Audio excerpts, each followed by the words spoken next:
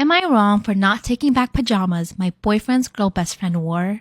The past weekend, my boyfriend and I joined his friends for a weekend getaway at a cabin. There were 5 people in total. Me, him, a male friend, his girlfriend, and my boyfriend's girl best friend. So I've never liked his girl best friend because she gives pick me vibes, and I think she either has a crush on my boyfriend or she likes the attention. She doesn't like me either. I remained very cordial to her. When we arrived at the cabin, she told my boyfriend that she hadn't packed any pajamas and none of her clothes were appropriate since they get dirty. She couldn't wear the other girls' clothes because they wouldn't fit, so she begged my boyfriend to give me my pajamas since I always pack extra. Without asking me, he gave her my pajamas. So I came out of the shower to find her wearing my pajamas and with the bottom basically shoved all the way up her crack. Spent the entire weekend lounging in my PJs. When the weekend was over, she tried to give them back to me, and I said that she could keep them. She got mad at me and asked if I thought she was dirty or had cooties. I said she could just keep them since it seemed like she liked them a lot. She called me a mean girl and said I was being rude. It ruined the mood since the other friends took her side while his girlfriend took mine, and my boyfriend had to take my side. And now things are really awkward, and I think I might be iced out by my boyfriend's friends.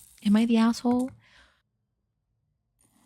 Am I the asshole asking my daughter to pay me for cooking for her wedding? I, a 46 female, greatly enjoy cooking and baking. I've always told my kids if they had a small wedding, I would be happy to provide the food as a wedding gift. My daughter Leslie is getting married soon. They're having 47 guests total, so I offered to cook per my long-standing offer and said I could do something like my peppered beef or jambalaya with some jalapeno cheesy biscuits. Leslie and her fiance, Will, took me up on it and said they would help buy ingredients. Leslie sent me some recipes a few days ago, and when I asked what they were for, she said they wanted to add 1 or 2 big pot dishes that weren't spicy, so Will's family could have something to eat. I know that boy can't eat a popper or most of my meals without getting red in the face, but I didn't think his whole family was like that. Leslie said it's because his father has ulcers and stomach problems, so Will's family was careful how they ate while Will was growing up. I told Leslie I already told her what I was cooking for her wedding, and she argued that I'm making it about me instead of listening to what the bride and groom want. I finally told her I'd cook the extra dishes, but if she's going to treat me like I'm a caterer, then I'll need her to pay me for all of the extra prep and work. Leslie said gifts are supposed to be what the person receiving them wants, and that she might as well hire a caterer if she's going to pay, and then she hung up. I thought Leslie would cool down and come talk to me about how we would handle this and reasonable payment for taking on extra cooking, but my youngest told me when he went to visit Leslie, she and Will were talking with a catering company. Was I wrong to ask her to pay me for cooking?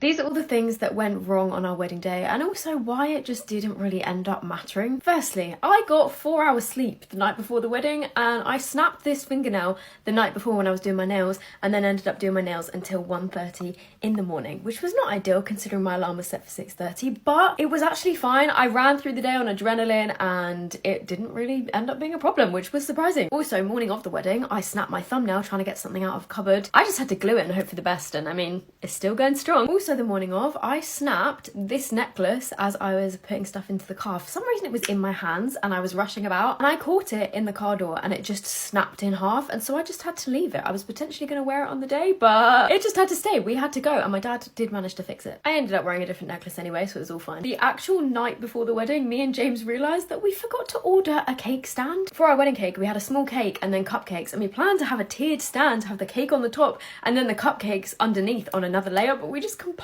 forgot. But it was fine. On the day we just had to have the cake and the cupcakes around it, which did look a little bit weird, but it was fine. Like, at the end of the day, none of your guests are gonna care if your cake is on a stand or not, you know? It tasted good, that was the main thing. I'd printed off my speech on a fancy piece of paper and we were halfway driving to the venue and I was like, I've left my speech in the printer in my house. But luckily my parents hadn't left their house yet, so I got Ellie to send them my speech from my phone, because luckily it was on my phone and then they were able to print it and bring it along for me. So if you have a speech, send it to someone else so that it's not just you responsible. Literally like 15 minutes before we were walking down the aisle, was it the registrar or the celebrant? I never know which one is which, but basically they said they didn't have our forms and so they didn't have our vows that we'd planned to say, and so she wrote them on a piece of paper and I think I missed out a comma in my notes app. So then when she was reading out the vows for us to repeat after her, she then said the words slightly wrong and then we ended up saying the words slightly wrong and we were looking at each other like that just didn't sound right. But again, doesn't really matter. Another thing was our DJ had asked us to put together a playlist of of all of like our must play songs, and I don't know what happened or if that also got lost in communication, but there were so many of our songs that we really wanted to play that just didn't get played. And it seemed like he was playing some of our songs, but then the rest of it was like a random playlist, and I don't know what happened there. Maybe he just thought that the songs that he wanted to play would be better for the dance floor because he does it all the time. I don't know. But me and my bridesmaids didn't get to do our 9 to 5 dance, which we didn't realise until later. And finally, the worst thing was that England were in the Euros final on the day of our wedding. We rented out a screen for it and they didn't even win. So the dance floor was lacking for a couple hours, but it is what it is. We still had a great day. I'm just so grateful that my friend Jazz recorded a bunch of footage from the evening because we'd only paid our videographers to be there from 9, and at that point everyone was still watching the football. But it was fine because after that the dance floor came alive and we still had the absolute best day.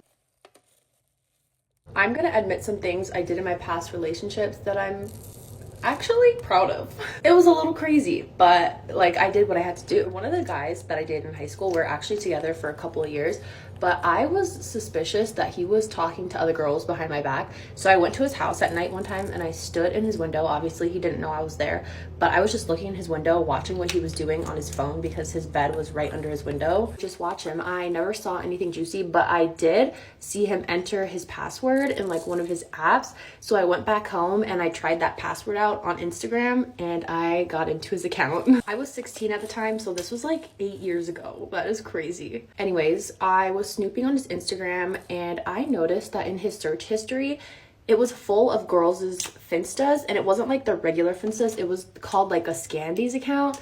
And if you don't know what that is, it's basically OnlyFans. I don't know if high schoolers still have Finstas like this nowadays. I really hope not, because it's literally borderline child porn. Of course, I was pissed off that he was looking at all these girls like Scandies. Next time we hung out, I took his phone and I went on his Instagram and I pulled up his search history so I could like bust him right there on the spot in person.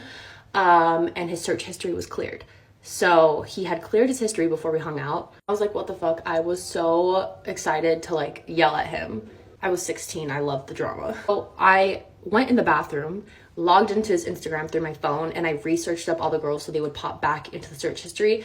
And then I went back in his room, grabbed his phone, and then I was like, aha, I knew it. He was probably like, what? How did that happen? He was tampering with evidence and I was just putting it back in its place. We still stayed together after that. Don't ask me why. I didn't have a frontal lobe back then. We dated for a couple years, and all that time I would monitor his Instagram, and anytime I would see like a sketchy DM, I would screenshot it and then Photoshop it to make it look like it was from the other person's account that he was DMing, because like I said, I was still trying to keep my cover, and send it to him and go off on him for whatever the DM was about. My boyfriend at the time was probably like, why is this person sending out our DMs? But I did that a few times and it worked so well every time. I was sneaky and creative, but I did what I had to do. It was such a toxic like high school relationship, but do you want to know what my breaking point was? Like what finally made me break up with him? He couldn't make it to one of my volleyball games. My next boyfriend after that was a serial cheater, and he was so persuasive. Anytime I would hear something about him, I would talk to him about it, and I always believed him that it wasn't true. He was just so convincing. We dated for literally like 3 or 4 months, and I swear every single week I would hear something new about him.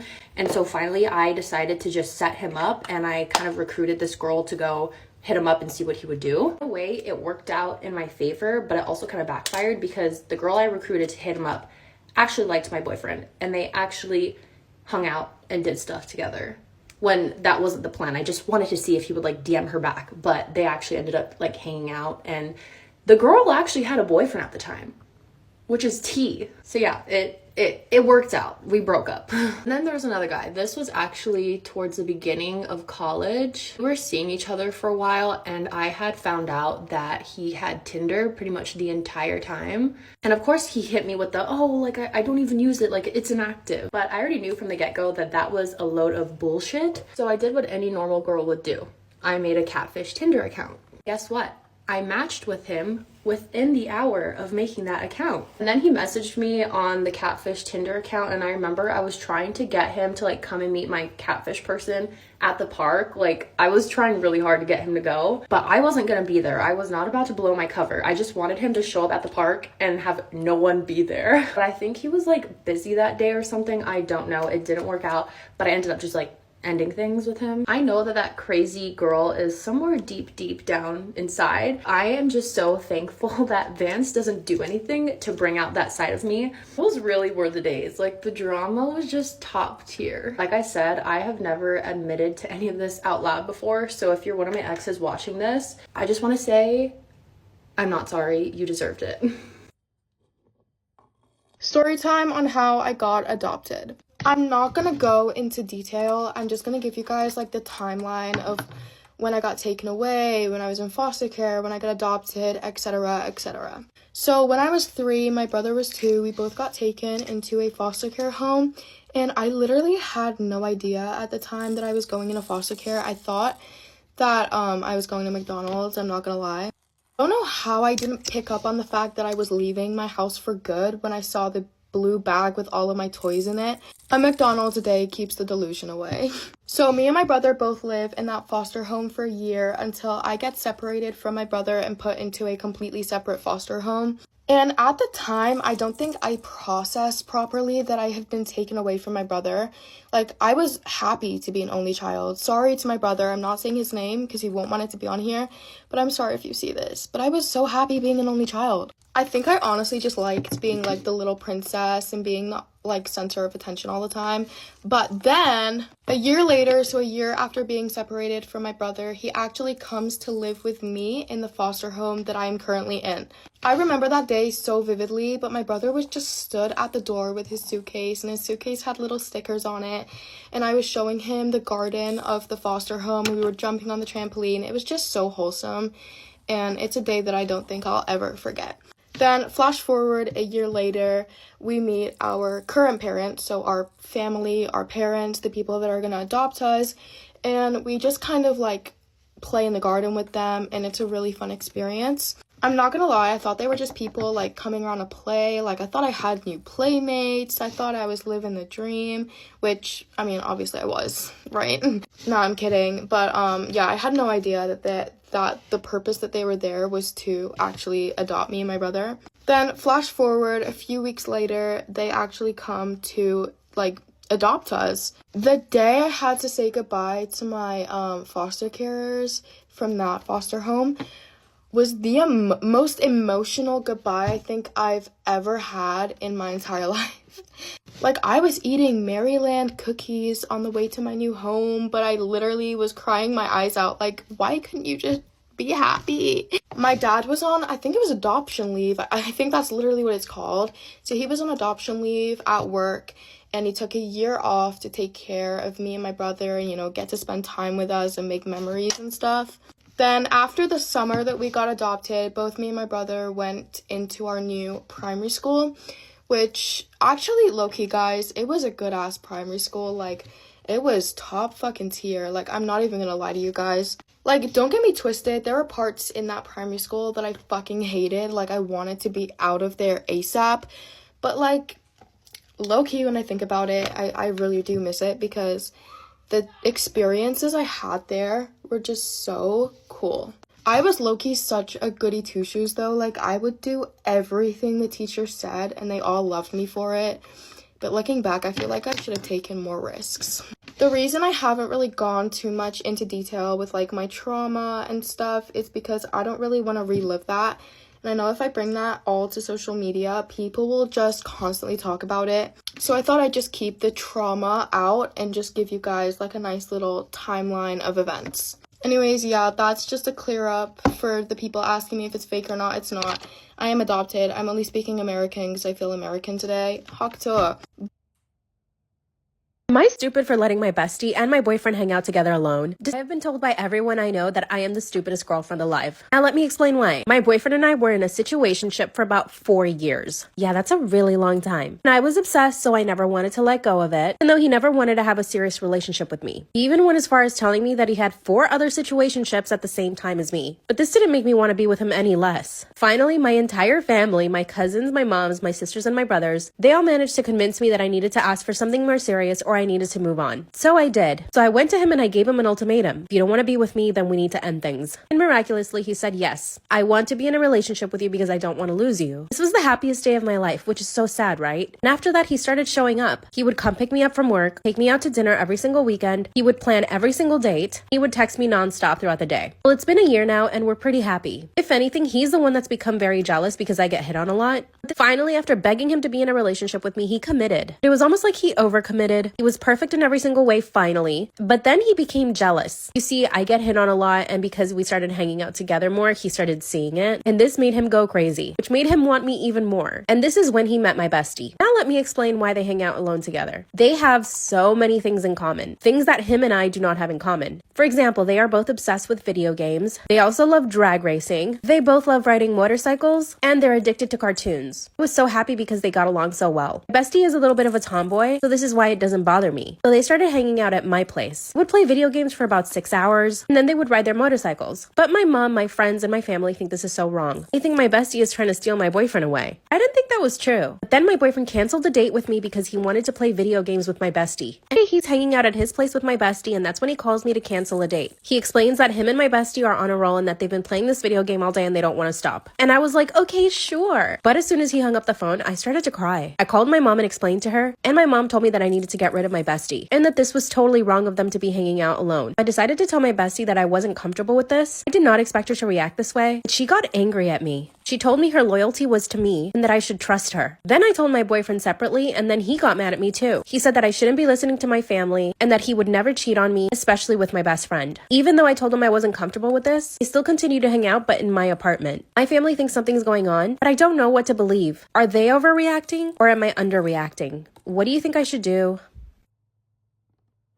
My boyfriend and I are the definition of the invisible string theory. It's insane. So to start off with, we grew up in the same suburb. My house was literally at the top of his street and it was a 5-minute walk to the end down the bottom of a hill, and his house was down the bottom. I can't even count on 2 hands how many times we were under each other's noses as teenagers. We didn't know until we got together and we pieced together the pieces. We had some mutual friends, and he used to be this person that would run around and drop things off. I'm sure you could piece things together. And my friends and I would always want to get these things that he would drop off, but I didn't know who he was. And there was quite a few times that I'd be at my friend's house and she would order this thing and he would be the one that would come and drop it off, and I would literally be inside the house a few meters away from him when he'd be out the front without me even knowing that that was going to be my future long-term partner. In high school, I actually went to school with his sister. His sister's the same age as me. We were in the same grade, and it was coming towards the end of high school, so this girl that lived at the bottom of this big street hosted a big party for the whole grade. I went with my best friend at the time, and my best friend at the time actually lived directly across the road from his sister. Her name's Taylor. That was unbeknownst to me until the end of that night. So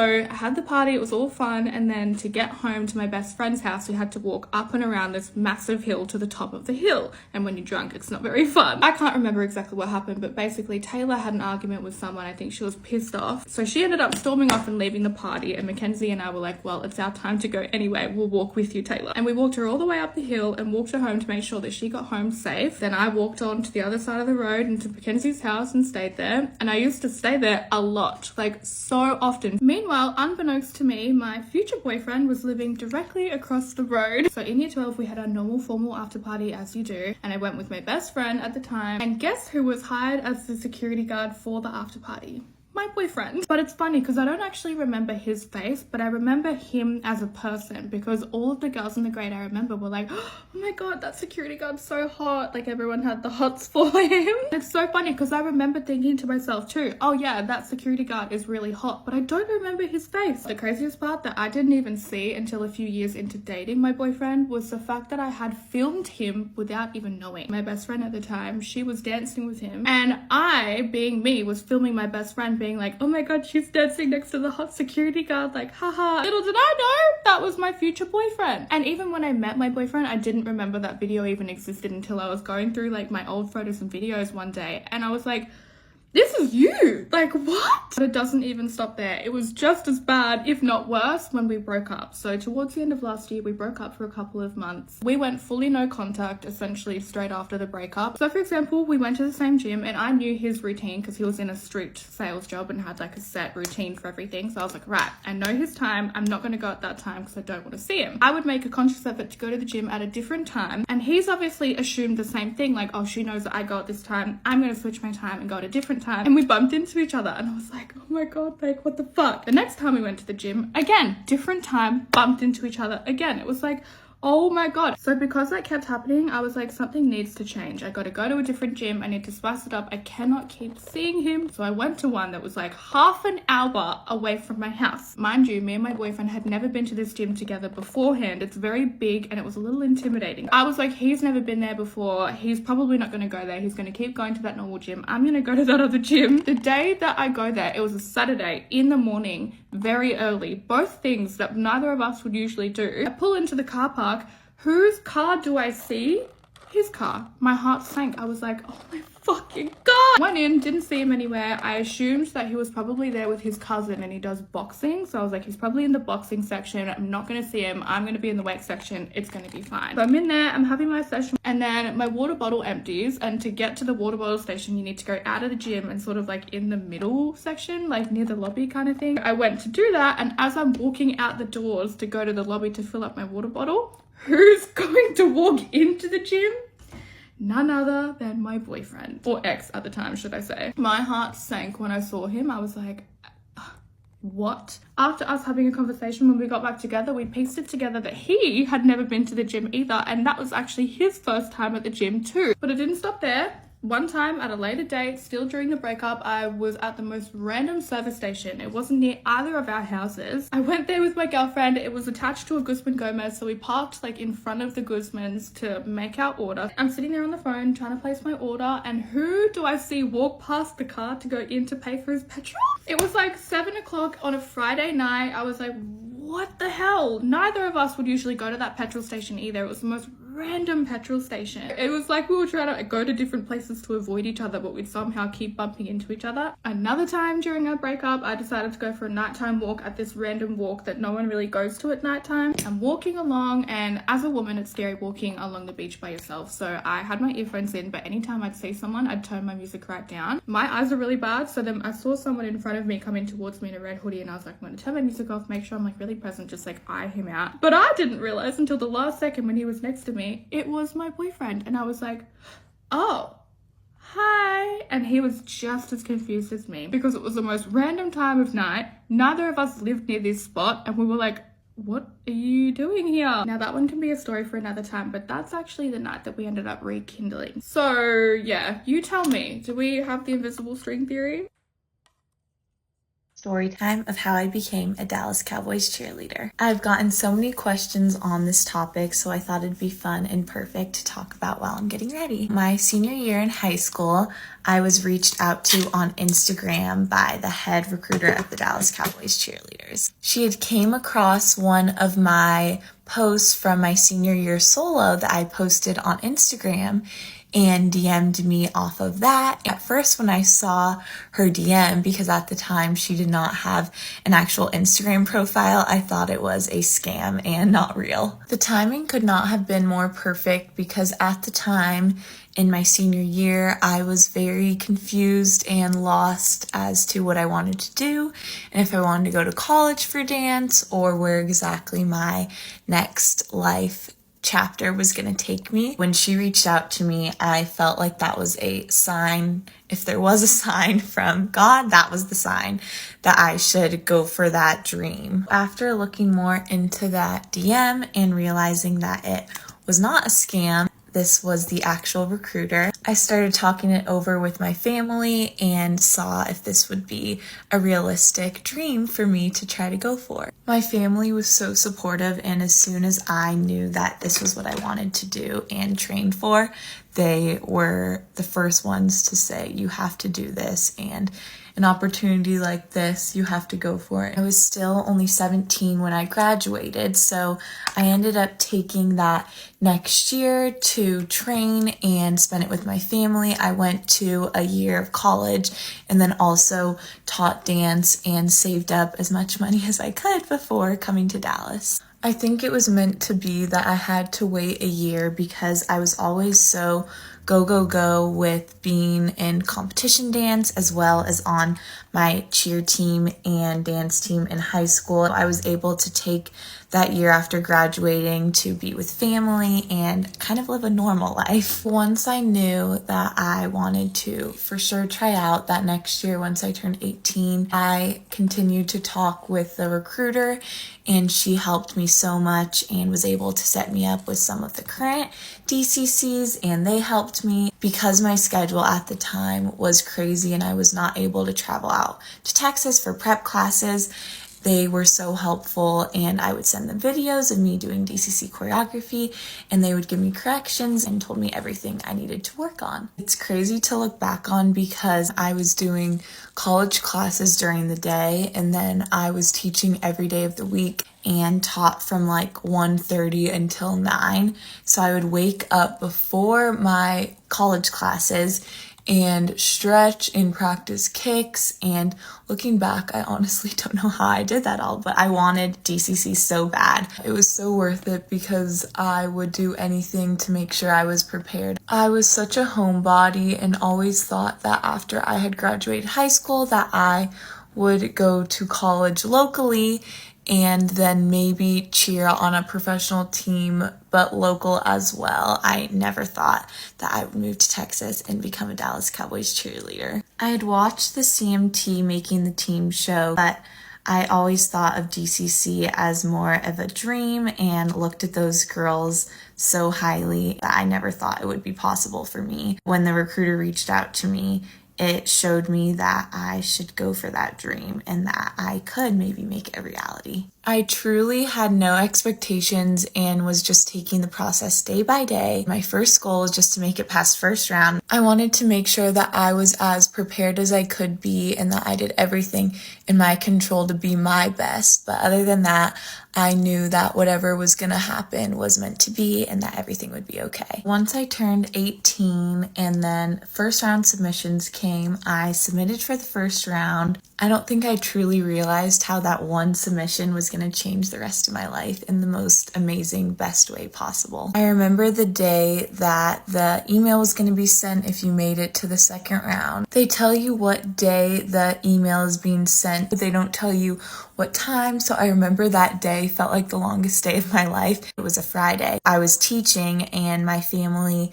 told me if I got the email while I was still teaching to wait till I got home before I opened it. I got it while I was teaching and it took everything in me to not open it, and I was so nervous. And when I got home and I opened the email, it was the best news ever and I had made it past the first round. Then it was time for second round submissions, which second round is DCC choreo plus the kick line. I filmed that in the studio with my mom and sister, which those days were always very funny because I was definitely nervous and anxious and high stress, but they were the best and by my side through everything. I made it past the second round, and then it was time for in-person finals round when you do your solo and the field choreo plus the kick line. That was definitely hard because coming out to finals, you don't know if you are going to make it into training camp or not. And if you do, it starts a couple days after, so I wouldn't be able to go back home. I had to say bye to my family and treat it as if I was going to make it into training camp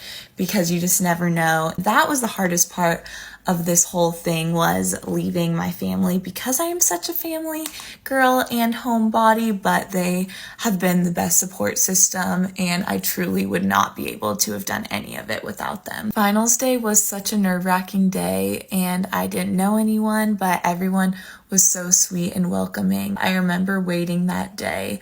I was texting my mom and I was so nervous.